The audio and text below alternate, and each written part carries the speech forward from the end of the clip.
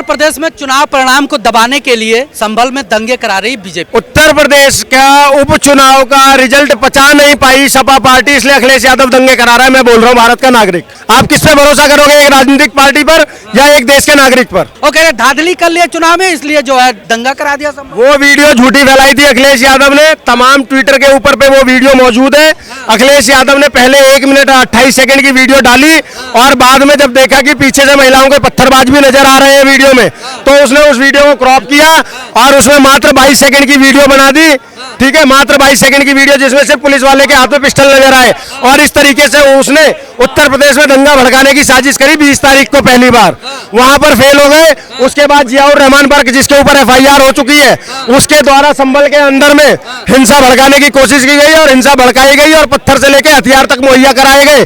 Phone की recording मौजूद है, सोशल मीडिया पर घूम रही है कि जल्दी हो, संभालना संभालना। सामान किसको कह रहे थे आप? और जिन 4 युवाओं की जान गई है, उनमें से 3 युवाओं को जो गोली लगी है वो तमंचे की गोली है। कोई भी मुझे ये बता दे, पूरे देश की कोई भी पुलिस क्या तमंचा लेकर घूमती है क्या?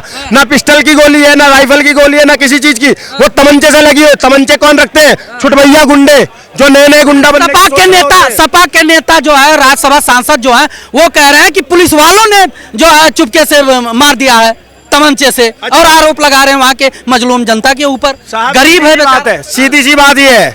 मैं आपके ऊपर छोड़ता हूँ, आपके शोभे विवेक पे छोड़ता हूँ। आपके घर के बाहर 10 दंगाई खड़े हैं और एक पुलिस वाला खड़ा है, आप किस पे भरोसा करोगे? लाजमी है लॉ एंड ऑर्डर और पुलिस वाले पे भरोसा। भाई साहब, आप लोग किस पे भरोसा करोगे? जोर से बोलना, पुलिस पे या दंगाई पे? पुलिस वाले पे भरोसा नहीं करोगे? ठीक है, दुनिया पुलिस पे भरोसा करेगी ना? तो सीधी सी बात यह है कि जो पुलिस कह रही है उसको मानो ना। वो तो दंगाई थे, अगर वो अच्छे ही होते तो वो वीडियो कहां से आ रही है जहां छत पे से महिलाएं पत्थर मार रही हैं? वो झूठी वीडियो आ रही है क्या? वो वीडियो सुन लो, पूरा सुन लो। वो वीडियो जो CCTV तोड़ने की आ रही है, कहां से आ रही है? वो वीडियो जो मुंह पर रुमाल बांधकर लड़का गोली चला रहा है, कहां से आ रही है? और इतने साक्ष्य होने के बाद भी अगर आप भरोसा नहीं करते हो, तो मैं एक ही बात कहता हूँ, सावन के अंधे को हर जगह हरा हरा नजर आता है। इतना बढ़िया लॉ एंड ऑर्डर था, सब कुछ ठीक था, तो जब आप जानते थे कि संवेदनशील क्षेत्र है वहां पर, तो पहले क्यों नहीं मुआयना किया गया? क्यों नहीं ईंट पत्थर और जो ये ऐसे उपद्रवी तत्व थे उनको कंट्रोल किया गया? जानबूझ के जो है लॉ एंड ऑर्डर को ढीला दिया गया। ये प्रश्न कई पत्रकार पूछ चुके हैं, मैं जवाब देता हूँ, शालीनता से सुनना। नूह में, मेवात में जब एक जलाभिषेक के लिए कुछ लोग गए थे, वहां पर एक भीड़ ने उनको घेर लिया था, सबको पता होगा। उसके बाद में जब अगली बार नूह में फिर से मेवात में जलाभिषेक की बारी आई, तो वहां पर ड्रोन के तहत ये देखा गया छतों पर पत्थर थे। और जब वो बात आई ना, इसी चांदनी चौक में कई मीडिया वालों ने ये प्रश्न किया कि क्या अपने देश के नागरिकों की ऐसे जांच कराओगे? अपने देश के नागरिक नहीं मानते उनको, तो भाई साहब जब जांच कराए तो कहोगे कि देश का नागरिक नहीं मानते, तब तुम सिंपैथी कार्ड खेलने लग जाओगे। और जब जांच ना कराए तो कहोगे जांच नहीं कराई, मतलब चिट भी मेरी, पट भी मेरी, बनता मेरे बाप का। ये तो नहीं चलेगा अब देश में।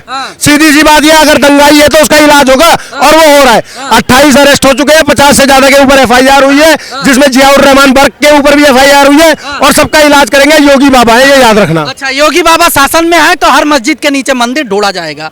अजमेर शरीफ में भी याचिका दायर कर दिया गया। आखिर करना क्या चाहते हैं स्पष्ट? एक छोटी सी बात बोल देता हूँ, क्या योगी सरकार के किसी मंत्री ने ये डाली है कोर्ट के अंदर में? नहीं ना। डालने वाले का नाम विष्णु शंकर जैन है, वो भी वकील है, और हमारे ओवैसी साहब भी बैरिस्टर है, वकील है। विष्णु शंकर जैन जहां जहां पर डाल रहे हैं कंप्लेंट कि ये मंदिर था, अगर वो मंदिर नहीं था और आप पूरे तरीके से मजबूती से रख सकते हो, तो बैरिस्टर हो भाई साहब। बैरिस्टर का मतलब समझते हैं, लॉयर, एडवोकेट और बैरिस्टर में कितनों को फर्क पड़ता है? बैरिस्टर पूरी दुनिया में कहीं भी केस लड़ सकता है, और वो बैरिस्टर है, अपने देश में केस नहीं लड़ पा रहे हैं। वो लड़ने की क्या बात है? संभल जाने नहीं दे रहे हैं ओबीसी को। भाई साहब, कोर्ट में जाना है, वहां जाके दंगा थोड़ी भड़काने देंगे। ओबीसी जाएंगे, दंगा भड़काएंगे। केस कोर्ट में लड़ा जाता है, बिल्कुल। उनके भाई तो कह रहे हैं ना कि 15 मिनट के लिए हटा लो, हम तो नहीं कह रहे, हम तो नहीं कह रहे ना, उन्हीं के भाई कह रहे ना। 10 साल पहले भी कहा था, आप भी तो कहते हो कि 5 चुनाव में कह दिया। हमने ये कभी नहीं कहा कि 5 मिनट के लिए हटाओ, हमने हमेशा ये कहा तुम 15 मिनट कहते हो, तुम 5 मिनट झेल नहीं पाओगे। अच्छा, मैं अभी भी दोहरा रहा हूँ, तुम 15 मिनट चिल्लाते रह जाओगे, लेकिन 5 मिनट झेल नहीं पाओगे। प्रदेश में ये तो हर जगह देखा है ना, ये तो हर जगह देखा है ना, सही है। जेल नहीं पाओगे। उत्तर प्रदेश में बीजेपी सरकार विफल हो चुकी है, कहती थी दंगा मुक्त हो चुका उत्तर प्रदेश, फिर बहराइच और संभल कैसे हो गया जब इतना सब कुछ मेंटेन था? उत्तर प्रदेश दंगा मुक्त है तब। 25 करोड़ की आबादी वाला, शालीनता से सुनिएगा सभी, 25 करोड़ की आबादी वाला एक ऐसा राज्य जिसको बीमारू राज्य और गुंडा राज्य कहा जाता था, जहां पर गाजियाबाद में भी है, दिल्ली राजधानी के एनसीआर में गाजियाबाद लोनी क्षेत्र में भी जाने पर 8 बजे के बाद बाइकें छीन ली जाती थी, पैसे छीन लिए जाते थे। उसमें आज अपराधी अपराध करते हुए 100 बार सोचता है। ठीक है, सोचिएगा, वो राज्य जिसको बीमारू कहा जाता था, जहां आजमगढ़, गोरखपुर, बलिया, बनारस से लोग दिल्ली कमाने आया करते थे, आज वो राज्य हिंदुस्तान का नंबर 1 राज्य हो गया इन्वेस्टमेंट की दृष्टि से। आज जिस राज्य के अंदर में 21 नए एयरपोर्ट बन गए, आज जो पूरे एशिया का सबसे बड़ा एयरपोर्ट उस राज्य में बन रहा है, जेवर के अंदर में। एक नया बॉलीवुड बन रहा है जेवर के अंदर में, जो नंबर 1 हो गया ग्रोथ में। उस उत्तर प्रदेश को अगर आप कहते हो कि योगी की सरकार फेल हो गई है भाई, तो मुझे योगी की ये फेल सरकार नहीं कह रहे, अखिलेश यादव कहते। मुझे योगी सरकार की, योगी आदित्यनाथ की ये फेल सरकार मंजूर है उस अखिलेश यादव की 5 सरकार से, जिसके अंदर में 1-2 कौड़ी का गुंडा हाथ में अपने AK-47 लेकर ओपन जीप में घूमा करता था और थाने में ताला मार देता था, जिसके अंदर 1-2 कौड़ी का गुंडा प्रयागराज से उठकर आता था और नोएडा के अंदर में एक IPS ऑफिसर के थप्पड़ मार देता था, जिसके अंदर में आजमगढ़ में दंगा हो जाता था, बरेली में दंगा हो जाता था, मुजफ्फरनगर में सचिन और गौरव को काटकर नहर में डाल दिया जाता था। मुझे वो 5 सरकार नहीं चाहिए, मुझे योगी आदित्यनाथ की ये एयरपोर्ट बनाने वाली, ये राम मंदिर बनाने वाली, ये जेवर में बॉलीवुड बनाने वाली, विकास करने वाली, इन्वेस्टमेंट करवाने वाली, ये वाली सरकार, फेल सरकार मुझे मंजूर है। अब दूसरी बात सुनिएगा कि योगी सरकार मुस्लिमों के लिए कुछ नहीं करती, तो आज एक बात बता दूं, योगी और मोदी को सिर्फ और सिर्फ ये लोग भाजपा की वजह से नहीं पचा पाते हैं। नहीं तो जितने योगी और मोदी ने मुसलमानों के लिए कर दिया इस देश के अंदर में, कांग्रेस 70 सालों में नहीं कर पाई। अगर आज आवास योजना दी गई ना, सुनो मेरी बात, अगर आज आवास योजना दी गई ना, तो किसी का नाम पूछ कर नहीं दी गई। आज देश के अंदर में अगर जिसको भी आयुष देख के गोली तो मारा जा रहा है उत्तर प्रदेश में। नहीं सर, नहीं मारा जा रहा है, वही तो कह रहे हैं। दुबे किस समुदाय से आते थे? विकास दुबे किस समुदाय से आते थे? मंगेश यादव किस समुदाय से आता था? वो अभी एक राजपूत का लड़का है, किस समुदाय से आता था? मारी गई ना गोली। अब आप ये तो कह देते हो। अब दूसरी बात, दंगा करने वाले का समुदाय कौन सा है? जो दंगा करेगा, अगर वो एक ही समुदाय का होगा तो एक ही समुदाय मारा जाएगा ना। सर्वे करने जाओगे, जय श्री राम का नारा लगाओगे, फिर विरोध किया जाएगा, तो वो दंगा करने वाले होंगे। अरे मजलूम में, एक सेकंड सुनिएगा ध्यान से, अगर किसी को ऑब्जेक्शन हो तो बोल सकता है। जय श्री राम के नारे से किसी को क्या प्रॉब्लम है? अगर मुझे अल्लाह अकबर के नारे से समस्या नहीं है, मेरे सामने आप लगाओ, मैं अगर दंगा करूं तो बोलो, लेकिन अगर मैं जय श्री राम का नारा लगा रहा हूं और आपकी भावना हाथ हो जा रही है, तो कमी आप में है या मुझ में है? समझिए, देश के अंदर में भारत में रह के मैं जय श्री राम के नारे नहीं लगाऊंगा, तो क्या मैं वहां जाके पाकिस्तान में लगाऊंगा, अफगानिस्तान में लगाऊंगा, उज्बेकिस्तान में लगाऊंगा? मैं भारत के किसी कोने में जय श्री राम के नारे लगाऊंगा। मेरे पे मार कर दिखाओ पत्थर।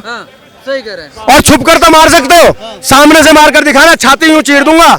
नरसिम्हा अवतार देखा है ना, हिरण्यकश्यप की यूं।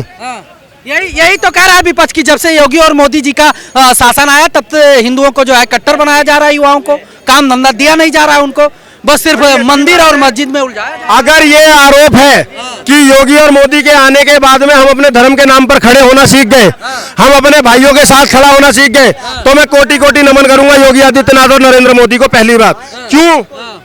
मुजफ्फरनगर का दंगा याद है साहब? सचिन और गौरव को पता है क्यों काटकर नहर में फेंका गया था? एक मनचला उनकी बहन को छेड़ रहा था और वो अपनी बहन के छेड़ने के खिलाफ गए थे उनसे बात करने, और उन 2 लड़कों को ना काटकर नहर में फेंका गया था। उसके बाद वो हुआ था। और सरकार किसकी थी? किसकी सरकार थी? समझ गए? और पीड़ित किसको बनाया गया? क्या आज तक कोई मीडिया वाला गया क्या सचिन और गौरव के घर पे? इस दिल्ली के अंदर में एक बाप ध्रुव त्यागी सिर्फ इसलिए मार दिया जाता है क्योंकि एक लड़का उनकी लड़की को छेड़ता है, और वो उसको छोड़कर उसके घर जाते शिकायत करने, उस लड़के की मां लेती है, कहते ले सलमान मार दे, ले सलमान मार दे, और मार देता है। क्या आप ध्रुव त्यागी के घर गए क्या? पत्रकार महोदय, नाम बता रहा हूं आपको। उमेश कोले के घर गए क्या आप? परवीन नेतारू के घर गए क्या? उमेश कोले, परवीन नेतारू, कन्हैया दर्जी मारने से पहले वीडियो बनाते हो, मारते हुए वीडियो बनाते हो, मारने के बाद वीडियो बनाते हो, और उसके बाद में कहते हो कि समुदाय विशेष के साथ में दिक्कत हो रही है। आप एक हत्या ऐसी बता दो जो की गई हो, एक हत्या बता दो इस तरीके से दोहरा चरित्र नहीं चलेगा। समझ गए? एक भीड़ ने मारा था अखलाक को, मैंने भी उस पर ट्वीट किया था कि नहीं, किसी भी इंसान की मौत गलत है, चाहे वो हिंदू हो, मुसलमान हो, सिख हो, ईसाई हो, और भीड़ के द्वारा मारा नहीं जाना चाहिए। लेकिन सुन लो, लेकिन फर्क बता रहा हूं कहां पर क्या होता है। जब अखलाक मारा जाता है भीड़ के द्वारा, तो उसको अखिलेश यादव उसके परिवार को हेलीकॉप्टर से लखनऊ बुलवाते हैं, दिल्ली का राजा उसको जाकर 1 करोड़ रुपए देकर आता है, कांग्रेस उसके लिए जाती है। लेकिन जब दिल्ली के अंदर में बसई दारापुर में ध्रुव त्यागी मारा जाता है, तो ना कांग्रेस, ना आम आदमी पार्टी, ना कोई सामने खड़ा नहीं होता। एक और बात बता दूं, दलितों के मसीहा बनते घूमते हैं दिल्ली के अंदर में। साक्षी दलित की बेटी मार दी जाती है, नया कर्नाटका में दलित की बेटी मार दी जाती है, और अभी उत्तर प्रदेश में एक दलित की बेटी सपा के नेता ने इस बात पर मार दिया गला घोटकर कि उससे पूछा वोट किसको देगी, उसने बोला भाजपा को वोट दूंगी, उसका गला घोट के सपा के नेता ने मार दिया। कितने मीडिया वाले गए उसके घर पर?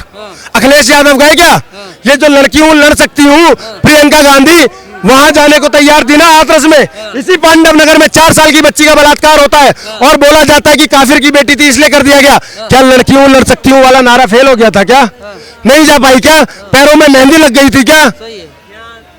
आप ये दोगला स्टैंडर्ड दिखाओगे और फिर बोलोगे। मैं तो कहता हूं कि अगर आज हम अपने धर्म के लिए बोलना सीख गए, और उसका कारण अगर मोदी और योगी है, तो मैं 100 बार नमन करता हूं ऐसे लोगों को, और फिर बोलकर जाता हूं, विश्वास करो तुम मोदी पर, वह नवयुग का निर्माता है। विश्वास करो तुम मोदी पर, वह नवयुग का निर्माता है। ऐसा शख्स इस मातृभूमि पर एक बार ही आता है, वह जामवंत है इस युग का, हनुमान जगाने आया है, और भारत के हर युवा के दिल में राम जगाने आया है, और जाग चुका है, जाग चुका है राम। आप लोगों ने देखा होगा 22 जनवरी को क्या हुआ था, धरती से लेके आसमान तक फूल ही फूल बरस रहे थे। समझ गए? अच्छा, सबका साथ सबका विकास करने वाले एक संवैधानिक पद पर बैठे हुए मुख्यमंत्री और प्रधानमंत्री बटोगे कटोगे एक रहोगे सेफ रहोगे, बटोगे कटोगे जैसी नारा का उपयोग करते हैं, यही सीखे। ये मतलब अपनी विचारधारा सबके ऊपर थोप दिए। जवाब दे देता हूँ, बटोगे तो कटोगे, मैं भी बोल रहा हूँ। क्या इसमें कहीं पर ये बोला गया कि हिंदुओं बटोगे तो कटोगे, या मुस्लिमों बटोगे तो कटोगे, या ईसाई बटोगे तो कटोगे? कहीं बोला गया? नहीं बोला गया ना। क्या लेकिन योगी बाबा बोले तो साफ इशारा। सुनो सुनो सुनो, ये तो अजीब बात है। ये वही तो बोल रहा हूँ, सावन के अंधे को हरा हरा नजर आता है। बड़े बूढ़े ऐसी थोड़ी मुहावरे बना कर गए हैं, योगी बाबा ने बोल दिया इसलिए ये सिर्फ हिंदुओं के लिए होगा। ये तो आपकी परसेप्शन है ना। मुझे उसकी एक सेकंड, प्रदेश के मुख्यमंत्री सर, प्रदेश के मुख्यमंत्री ने सर मुझे वो किताब आप फाड़ कर दिखा दीजिएगा जिसमें मुझे ये पढ़ाया गया था, एकता में बल होता है। मुझे वो कहानी जो पढ़ाई गई थी कि एक लकड़ी दी टूट गई, 2 लकड़ी दी टूट गई, जब लकड़ियों का गुच्छा दिया तो नहीं टूटा। मुझे बचपन से जिन लोगों ने ये पढ़ाया कि एकता में बल होता है, उन सबको जेल करवा दो तो मैं मानूंगा कि योगी बाबा का नारा गलत है। अब बटोगे तो कटोगे का नारा अगर आप ये सुनना ही चाहते हो कि कैसे ये सही है, अफगानिस्तान में क्या हुआ साहब, कितने % है? 22% से आज खत्म हो गए। पाकिस्तान में 23% से 2%। बांग्लादेश अभी ताजा देखा ना आपने, पुलों पर टांग दिया गया मार मार कर, लड़कियों का बलात्कार किया गया नाम और धर्म पूछ पूछ कर। बटे थे इसलिए कट रहे थे ना। तो ये भी बात अगर आप मानोगे तो ये सच है कि नहीं है? है कि नहीं है? तो फिर इस्कॉन आतंकवादी संगठन घोषित। आज इस्कॉन को जो पूरी दुनिया में, न सिर्फ हिंदुस्तान में, लोग रशियन का मजाक उड़ाते हैं, लोग रशियंस का मजाक उड़ाते हैं। शायद उनको थोड़ी सी आज मेरी बात से शर्म आ जाए। वो रशियन महिलाएं पता है क्या जब रही हैं? हरे रामा हरे कृष्णा, और जब कृष्णा का नाम आता है तो सिर्फ प्रेम ही प्रेम होता है। ठीक है, उस इस्कॉन को आज तुम आतंकी संगठन बता रहे हो। बांग्लादेश में कितने लोगों ने आवाज उठा दी साहब। इस देश के अंदर में रैली निकल जाती है कि ऑल आइज ऑन राफा। क्या बांग्लादेश पर आंखें हैं आपकी?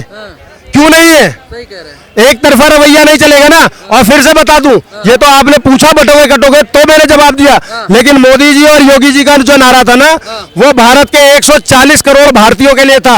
अब 140 करोड़ में जोड़ लेना कौन कौन है। वो किसी हिंदू, मुसलमान, सिख, ईसाई, जैन, बौद्ध, पारसी के लिए नहीं था। 140 करोड़ भारतीयों के लिए था कि बटोगे तो कटोगे, एक रहोगे तो सेफ रहोगे।